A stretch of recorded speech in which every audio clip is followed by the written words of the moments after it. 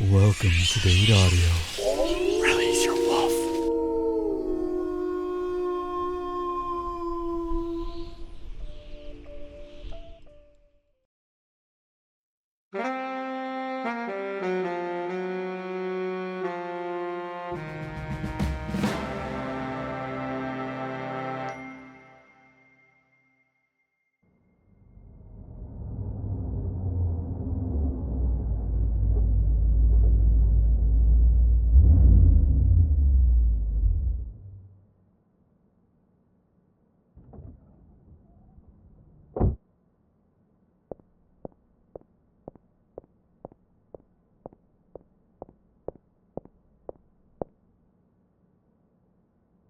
Hey, you did it, G.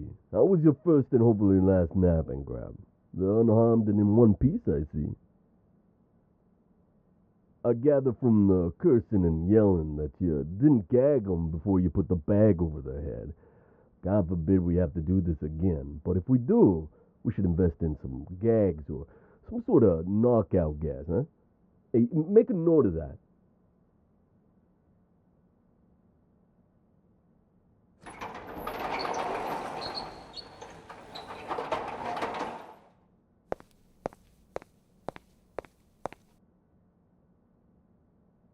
Hey, all right.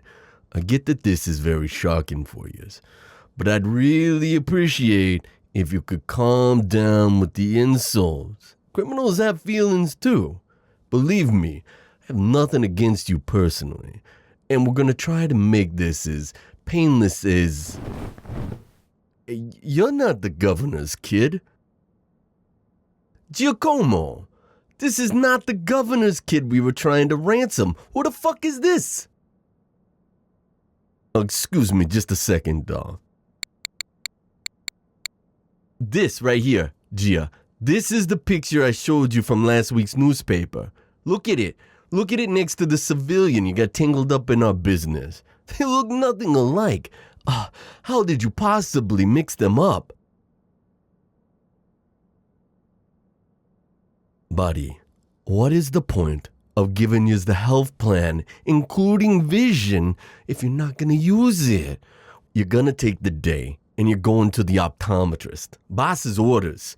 Before your nearsightedness gets you and me killed. All right. How are we going to take care of you?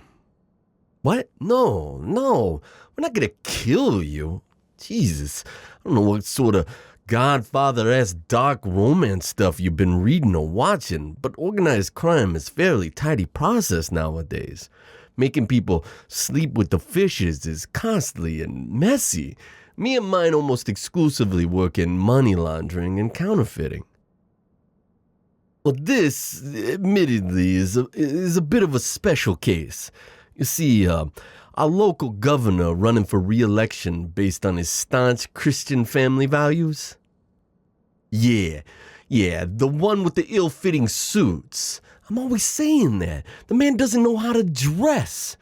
You know what he does know how to do is woo his way into sweet, unsuspecting women's hearts and beds without telling them he's married.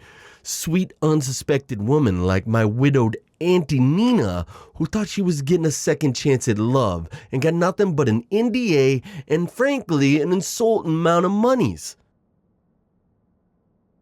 I fucking know, right? So you sees why this is a special case. Why we had to make this personal and see how he likes people he loves not being treated like they deserve. Or rather, we tried to. Where did we go wrong there, by the way? Giacomo, where did you manage to pick up this stray instead of doing your job? That's right. That schmuck had an event at the library. Shaking hands, kissing babies, being a worse role model and reader than them drag queens he hates, huh? I thought it was closed to the public. That's why we'd planned the kidnapping then. Hey, are you on his campaign team, dawg? Because I hate to break it to you, your boss is a fucking asshole. You're a librarian? You kidnapped a librarian? You're fucking killing me, man.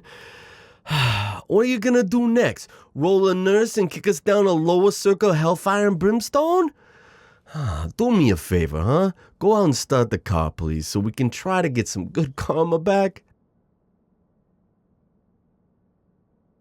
Look, sweetheart, I'm really, really sorry about all this, okay? Let's get you untied and out of the stinking warehouse and back home, huh?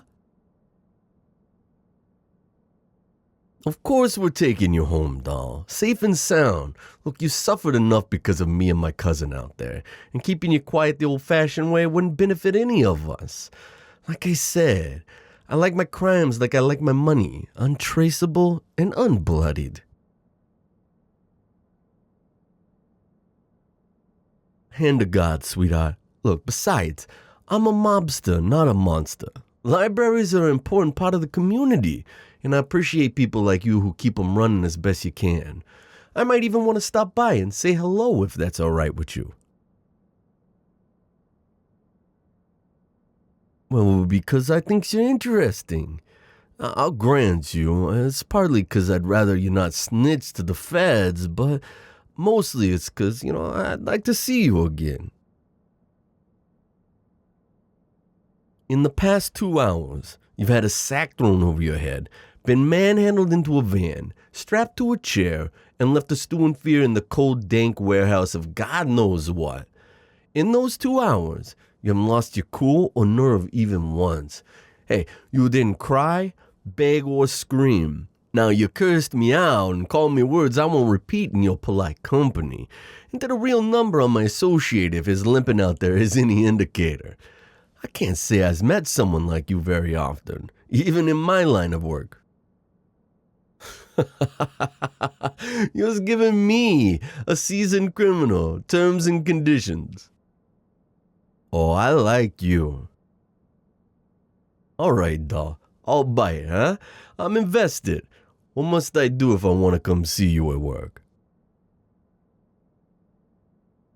No more illegal activities on library grounds.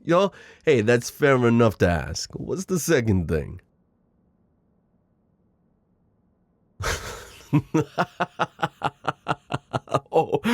It goes without saying that I'll be the one driving you home. I love G, I really do, but I wouldn't trust him to navigate us out of a paper bag at this point.